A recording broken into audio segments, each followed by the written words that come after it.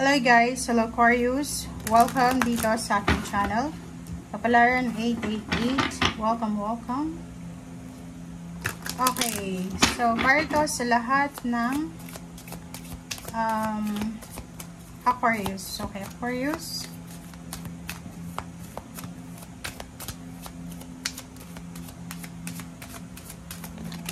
Aquarius.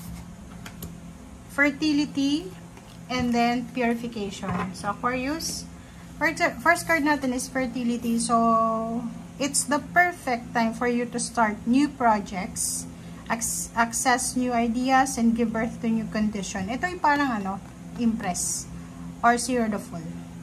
So Aquarius, ang nakikita natin dito na yung unang buwan ng 2025 sa'yo, January 2025, may good news dito tungkol sa pagbubuntis. Pwedeng ito na yung simula, first month ng pagbubuntis mo, first month ng pagiging mother mo, first month ng after mo manganak, parang ganon.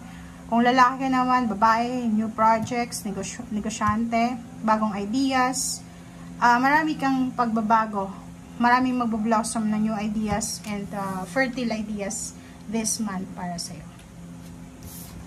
Okay, next is purification.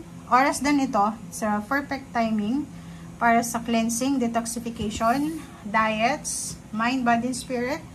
Kailangan mo maging close sa spiritual pamumuhay. Take care of your personal life, your body, mind, and spirit. Especially yung body mo, mental health, and emotional health.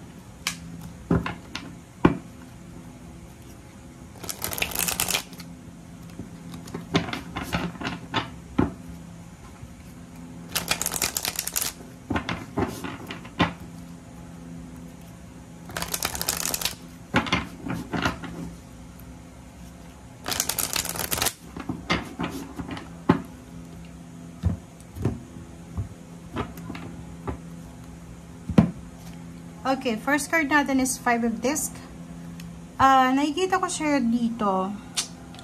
Siguro meron kang, for the month of December 2024, marami kang financial problems na pinagdaanan. Or pwedeng yung iba sa inyo family problems. Or yun, may mga kapamilya na kapatid mo siguro, Aquarius, lalaki siya, or pwedeng babae.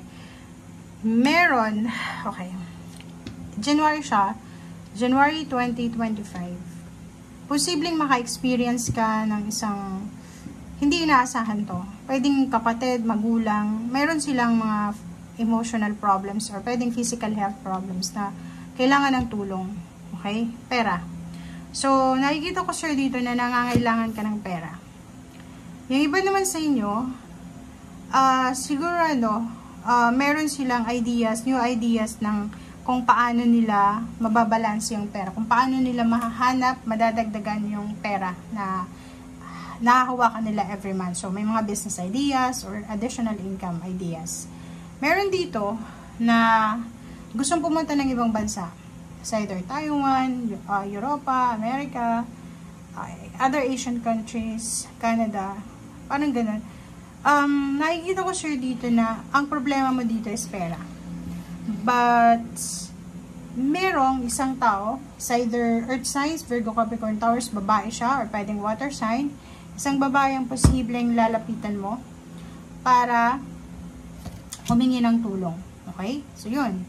Diba? So, if may pangangailangan ka ng financial support this month, nakikita ko na isang tao yung posibleng makakatulong sa'yo. Pwedeng company, isang kumpanya, lending company, bangko, parang gano'n. So, pwedeng sila yung makakatulong sa'yo para maging balance yung pera mo. Parang matapos yung mga pinoproblema mo na financial problems. Okay? Prince of Swords and Chariot. So, yun.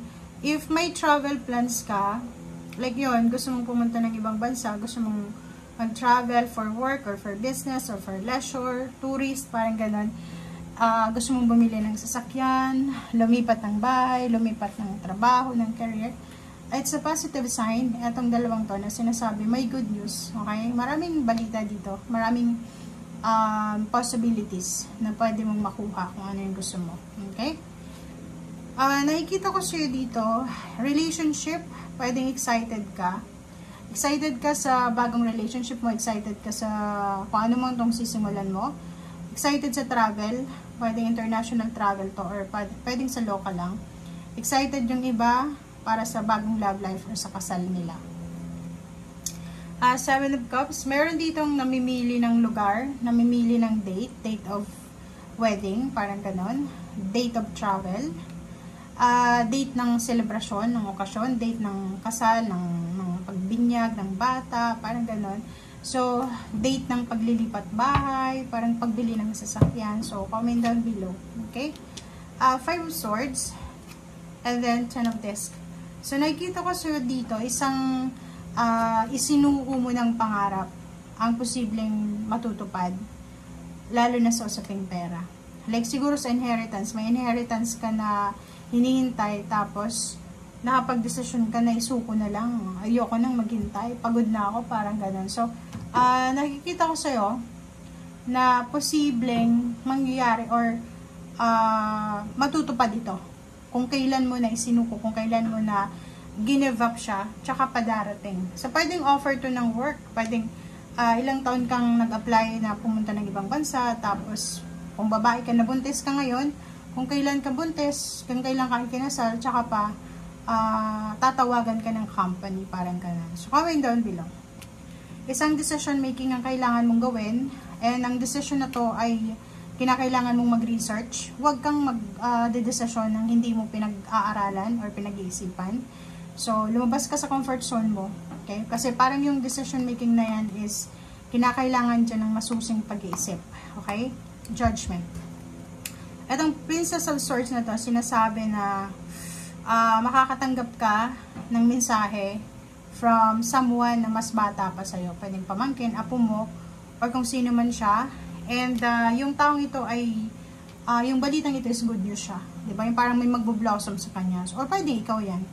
Pwedeng makakatanggap ka ng approval sa magulang mo na pwede ka nang mag-asawa.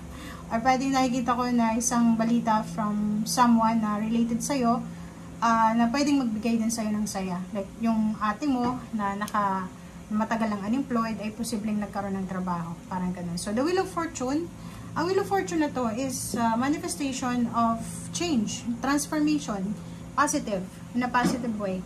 So, kung ano man tong pagbabago, kung ano man tong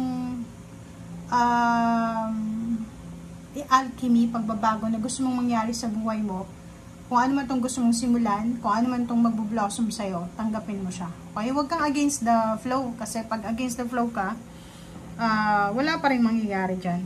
Kailangan lang, go with the flow lang, hayaan natin kung anong mangyari, hayaan natin kung ano ibigay sa atin ng universe. Okay, so Aquarius, thank you for watching. Bye!